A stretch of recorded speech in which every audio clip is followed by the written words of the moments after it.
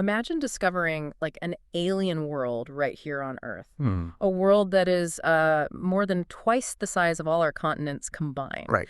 It's largely unexplored. It holds the vast majority of life on this planet.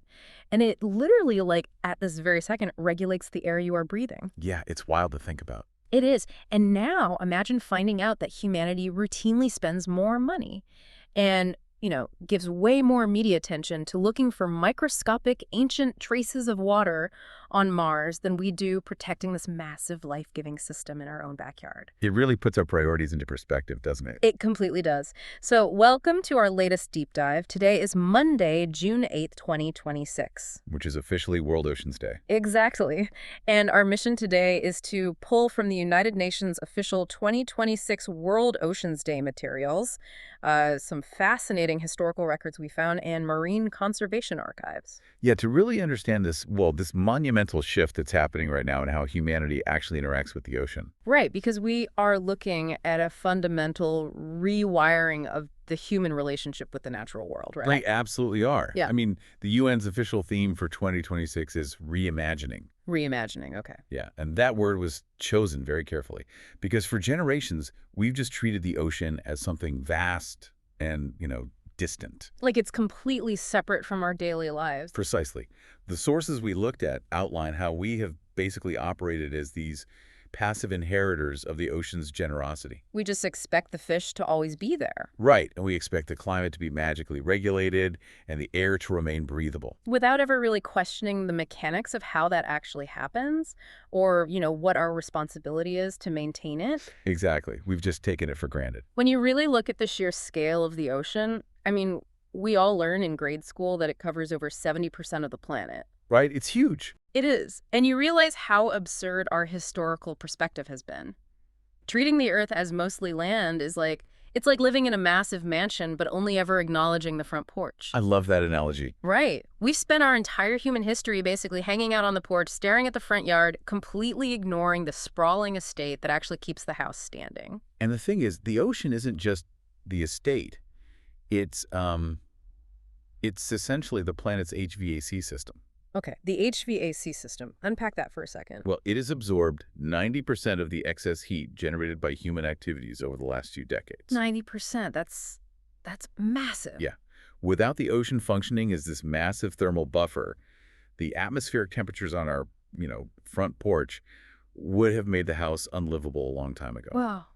So today's deep dive is really about how right now humanity is transitioning from being those passive inheritors into active guardians of that system. But, to understand why 2026 is such a turning point, we kind of have to look at how we got stuck on the front porch in the first place. Yeah, we have to look back a bit. Because when I was reading through the historical records for this deep dive, I had a moment of, profound skepticism. Oh, really? Yeah. If the ocean literally sustains all life on Earth, how is it possible that it was sidelined in global policy for so long? That is the big question. Right. Why did a planet-dominating, life-giving system need a designated awareness day? It feels a bit like the sun needing a PR campaign. That's a great way to put it. But we really have to look back to the environmental movements of the 1980s to understand that blind spot. The 1980s, okay. Yes, specifically in 1987, there was this group called the Brundtland Commission. The Brundtland Commission. Right, is the UN's World Commission on Environment and Development. And they released this highly influential report. Okay, setting the stage. But at that time, global attention was focused on very visible terrestrial issues. Things like acid rain, the hole in the ozone layer. Deforestation, right. Things you could see. Exactly. Rapid deforestation. And the Brundtland report explicitly noted that compared to those very visible issues, the ocean sector basically lacked a strong voice globally. Wait, how does the ocean lack a voice? It's literally the loudest, largest physical force on the planet. I know, right? Yeah. But not in the halls of intergovernmental policy. Ah. Because the ocean is, it's out of sight for most of the global population. So the degradation was essentially invisible. Out of sight, out of mind? Precisely. Right. And that realization is what led to the concept of World Oceans Day. Which didn't happen overnight, obviously. No, not at all. It was first proposed in 1992 at the Earth Summit in Rio de Janeiro. Okay, the famous Earth Summit. Yeah. It was brought forward by Canada's International Centre for Ocean Development, along with the Ocean Institute of Canada. And what was their pitch? Like, what were they trying to achieve? Their goal was to force the ocean from the absolute fringes of environmental policy right into the center of NGO and government discussions. Okay, so they pitched this idea in 1992, but our sources show it took until 2008 for the UN to actually formally recognize it. Yeah. That's a 16-year gap just to get a day on the calendar. It was a long road. The formal recognition finally came through General Assembly Resolution 63111, Okay. and the specific aim there was to support what eventually became Sustainable Development Goal 14. Right, the SDGs. For context, for anyone who isn't familiar, the Sustainable Development Goals, or SDGs, are basically like a global dashboard for human survival. That's a great description. Yeah, just a set of targets adopted by the UN to end poverty and protect the planet. And Goal 14 is specifically life below water. Exactly. But your earlier question about why the ocean needed a PR campaign, it gets to a much deeper psychological issue. Oh, really? Like what? Well, we suffer from a severe perception gap. A perception gap. Let's unpack that. Are you talking about the idea that the ocean is just, too big to fail? Yes, exactly that. Sweta Chakraborty, she's the CEO of North America for an organization called We Don't Have Time. She addresses this directly in the UN materials. Oh, yeah, I remember her quote. Yeah, she points out that the biggest hurdle in ocean conservation isn't actually just scientific, it's a lack of awareness. Right. We have to close the gap between perception and reality. Historically, our perception has been that the ocean is infinite in its resources. Like we could never run out of fish. Exactly, and infinite in its capacity to absorb our waste. Ah, the old dilution is the solution to pollution mindset. Yeah. You pour a cup of toxic chemicals into the ocean and the current sweeps it away, so you just assume it magically vanished. Right. We viewed invincibility where we really should have seen extreme vulnerability. That's profound. And the entire point of an awareness day is to shatter that illusion of invincibility. It forces people to confront the reality that biological systems, no matter how vast they are, they have tipping points. Right. And if our perception is that the ocean is this infinite, invincible void, that fundamentally warps how we value it economically. Oh, entirely. Which brings us to, honestly, the most glaring modern irony in the materials we reviewed. There is this massive disconnect between the ocean's actual functional value and how our global economy treats it. It's staggering. It is. Jason Momoa, who, by the way, advocates for the UN Environment Program, he asked a really poignant question in the UN materials. Yeah, what did he say? He asked, has humanity forgotten that the ocean not only covers the planet, but also sustains it? That's a powerful quote. Yeah. Because covering the planet is merely a matter of geography, right? Right. But sustaining the planet is a matter of biology, physics, and economics. Mm-hmm. We really need to look at the mechanisms of how it sustains us to understand the economic failure here. Let's do that. Let's look at those mechanisms, because the financial numbers we found in the sources are just completely staggering. They really are. Shaila Raghav, she's the chief climate officer at Time magazine, points out this massive climate finance disparity. We know that protecting nature offers at least 30% of what is needed to reach our global emission reduction goals. 30%? Yeah. But what does that actually mean? Like, how does the ocean provide 30% of the solution? Okay, so when experts talk about the ocean as a climate solution, Mm-hmm. they're primarily talking about something called blue carbon. Blue carbon. Coastal ecosystems, so we're talking mangrove forests, seagrass meadows, tidal marshes. They are incredibly efficient at sequestering carbon. Like pulling it out of the air. Exactly. Right. They pull carbon dioxide out of the atmosphere at rates up to 10 times higher than mature tropical terrestrial forests. Wait, 10 times higher than a regular forest? Yes. And unlike a forest on land, which, might burn down in a wildfire and just release all that carbon right back into the air. Which we're seeing a lot of lately. Unfortunately, yes. But marine ecosystems actually bury that carbon deep in underwater sediment, where it can remain locked away for millennia. That's incredible. And it gets better. Phytoplankton, which are these microscopic marine algae, they produce about 50% of the oxygen we breathe. 50%. So we have an underwater system doing 10 times the heavy lifting of a terrestrial forest, while simultaneously acting as the planet's primary lungs. That's the reality, yes. Knowing that, do you want to guess how much of global climate finance actually goes toward these nature-based solutions? Well, the sources reveal it is a measly 2%. 2%? It's insane. We are relying on the ocean for a third of our climate survival, and we are funding its protection with, the loose change we found in the global couch cushions. It's a massive oversight. Karen Sack, the executive director of the Ocean Risk and Resilience Action Alliance, she notes that the ocean is the most important asset to our planet, Right. and yet it is historically excluded from every balance sheet. It is simply not thought about economically. Now, I have to push back here because this is where the conversation gets a bit thorny in the sources. Sure. Because whenever I hear policy experts talk about putting nature on a balance sheet or treating ecosystems as assets, my alarm bells immediately go off. That's a common reaction. Yeah. Isn't putting a corporate price tag on nature exactly what led to all the extraction, overfishing, and pollution in the first place? I see where you're coming from. Like, if we commodify the ocean, aren't we just inviting hedge funds to buy up the coral reefs, patent the genetics of deep-sea sponges, and basically charge us rent to breathe the oxygen? Right, that is a very valid fear. And the sources acknowledge that the risk of hypercommodification is real. Okay, so how do they justify it? Well, consider the alternative we are currently living with. We are already operating in an economic system that values the ocean. We are. Yes. The problem is that our current system values the vital functions of the ocean at exactly zero. And valuing an essential life-giving asset at zero virtually guarantees its destruction. Oh, I see. Because if the economic value of an intact mangrove forest is literally zero on a spreadsheet, there's absolutely no financial penalty for bulldozing it to build, like, a shrimp farm. Exactly. The economic term for that is an externality. An externality. Right. If a commercial fleet overfishes a region at the point of total collapse, or a factory dumps agricultural runoff that creates a massive dead zone, Right. and the ocean isn't on any balance sheet, the economic cost of that destruction to the company is zero. But the cost still exists. Of course. The financial burden of a dead ocean falls on the local communities who lose their food source, and eventually on humanity as a whole. So it's not about making a profit off the ocean. No. Bringing the ocean onto the balance sheet is an attempt to force the global economy to account for the true cost of doing business. I get it now. It transitions the ocean from being an infinite free dumping ground into a highly valuable finite asset that requires actual investment and maintenance. Ray Dalio, the founder of Bridgewater Associates, actually pointed out something fascinating about this in the materials we reviewed. Oh, the exploration aspect. Yeah. He notes that the ocean is more than twice the size of all the continents combined, yet it remains almost completely unexplored. It's true.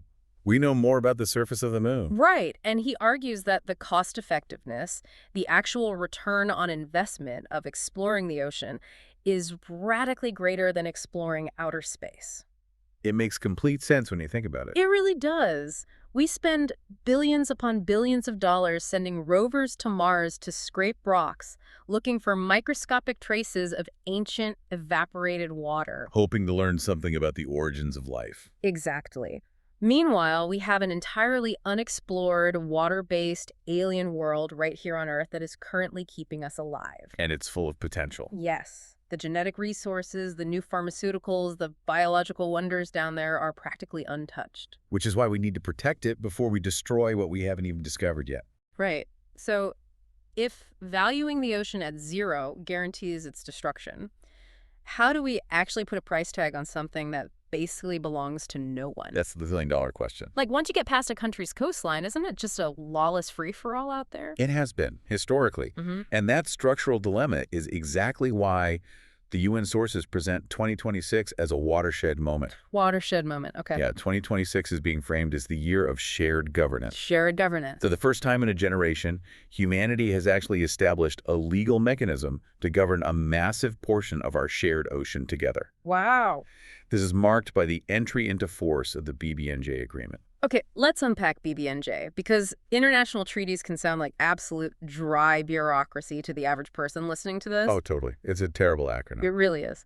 BBNJ stands for Biodiversity Beyond National Jurisdiction. Right. So what does beyond national jurisdiction actually mean, and what does this shared governance look like in practice for you and me? So under international law, a country only has exclusive rights to the resources in the waters immediately off its own coastline. How far out? Specifically, up to 200 nautical miles out.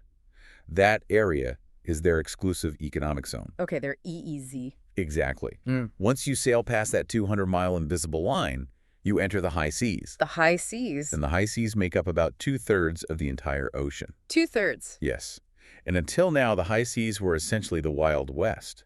No single nation owned them, so no single nation took responsibility for protecting them. Oh, so it's the ultimate tragedy of the commons. Exactly. If nobody owns a resource, everybody just exploits it, assuming that if they don't take the fish or mine the seabed, someone else will You anyway. hit the nail on the head. So Okay. the BBNJ agreement is designed to legally bridge that artificial distance humanity created. How does it do that? Practically speaking, it establishes a legal framework to create marine protected areas, or MPAs, in international waters. Oh, wow. So before this treaty, there was no way to do that. None. There was no globally recognized legal mechanism to just rope off a vulnerable part of the high seas and declare it off limits to industrial fishing or deep-sea mining. That's terrifying. It was. But now, countries can collectively vote to establish these sanctuaries in the deep ocean and enforce those boundaries using things like satellite tracking and shared maritime registries. That is a massive shift. It is. And the UN framing of this is critical. They view this treaty not as the end of negotiations, but as the beginning of a transformation. The beginning. Yes, it is a mandate to stop operating in silos, to look beyond immediate national economic habits, and to just abandon the belief that the way things have been is the way they must remain. It's sort of forcing us to act like housemates who finally have to sit down and agree on a legally binding cleaning schedule for the shared living room, Olive. instead of just, hiding in our own bedrooms and letting the trash pile up in the common area. That is exactly what it is. It is a profound paradigm shift from isolation to collective stewardship. Managing the high seas is now legally recognized as a shared human responsibility. But, a treaty is really just a piece of paper signed in a windowless UN boardroom unless there is massive public will behind it. Very true. And what's really striking in the sources is that 2026 isn't just about these top-down policy shifts. There is an incredibly diverse, bottom-up movement happening simultaneously around the world today. The metrics provided by the UN really highlight the scale of this groundswell. Yeah, let's talk about those numbers. They recorded a reach of 73 million people via social media. 73 million. Active participation from 175 UN member states and over 300,000 program and video views. See, what struck me wasn't just the sheer number of events, but who is actually showing up. Right. It's not just policy wonks. Not at all. We're seeing gatherings on the Peace Boat, which is this global voyage for sustainability. There are hybrid sessions at the Baha'i International Community. We have beach cleanups, scaling from Costa Rica all the way to Hong Kong. It's truly global. But it's not just a bunch of marine biologists giving PowerPoint presentations to other marine biologists. Thankfully. Yeah. There are art exhibits in Jakarta. There are summits at the Explorers Club in New York. You have major cultural figures getting involved. Oh, absolutely. For instance, the actor Michael B. Jordan stepped up in the materials, stating that to protect our planet's beating heart, we need to awaken new depths within our own. That's beautiful. It is. But why is that cultural piece, the actors, the artists, the storytellers, why is that so vital to what is essentially a UN policy initiative? Because data and policy alone rarely change human behavior on a mass scale. That's a fair point. We can show people charts of declining fish stocks and rising acidity levels all day long, but facts don't inherently inspire action. Emotion does. Right. We need to feel it. Mpum Thumbeni, she's a performer and co-founder of Amphitheater. She articulated this perfectly in the sources. What did she say? She noted that our stories are the sacred medicine that ocean decision-making needs. Sacred medicine. Wow. Because art and storytelling translate complex, often really depressing scientific data into human emotion and connection. That makes a lot of sense. And when we connect this back to the historical records we started with, this cultural integration fulfills the exact goal set back at that 1992 Earth Summit in Rio. Oh, the original pitch for Oceans Day. Exactly. The founders of World Oceans Day didn't just want a policy paper. They wanted to move the ocean from the absolute fringes of policy into the vibrant center of public life. And it looks like they finally succeeded. It does. What we are seeing in 2026 proves that to save the ocean, yes, we absolutely need hard data, we need legal frameworks like the BB&J, and we need accurate economic balance sheets. Right. But we also need wonder. We need narrative. Wonder and data. It's a remarkably powerful combination. It really is. When you see artists in Jakarta working alongside investment bankers and climate scientists, it really feels like we are watching humanity wake up from a long, long nap on that front porch we talked about earlier. Yes. We are finally walking around to the back of the property and actually comprehending the massive scale of the machinery that is keeping the entire estate alive. So let's quickly recap the journey we've mapped out today. Good idea. We started with a concept that was completely sidelined and lacking a global voice back in 1987. Hmm.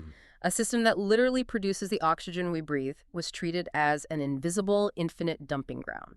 Right. Then, through decades of stubborn advocacy, starting in 1992 and leading to formal UN recognition in 2008, we slowly started to close that perception gap. Step by step. We confronted the bizarre economic reality that we fund ocean protection with a mere 2% of global climate finance, despite it providing 30% of our climate solutions. And now, in 2026, we are really witnessing the convergence of legal accountability and cultural awakening. Well, BBNJ. Yes. The BBNJ agreement is legally binding nations together in the shared governance of the high seas. We are finally establishing marine protected areas in international waters, transitioning our species from passive inheritors to active, responsible guardians. It is all backed by tens of millions of people around the world from wildly diverse cultures and professions demanding that we make peace with nature. Because the separation between humanity and the ocean was always an illusion anyway. Always. As Cara Delevingne pointed out in the UN materials, human health is entirely inextricably dependent on the health of the oceans. We are water, basically. We are. The ocean flows through you. It is the moisture in the air you are breathing right now and the foundation of the food chain that sustains you. It is the ultimate shared human resource, and we are finally building a management system that reflects its true value. So we'll leave you with this one thought to carry with you today. We talked earlier about how treating the earth as mostly land is like living in a massive mansion, but only ever acknowledging the front porch. Well, humanity is finally stepping off that porch. But remember the scale of what Ray Dalio pointed out.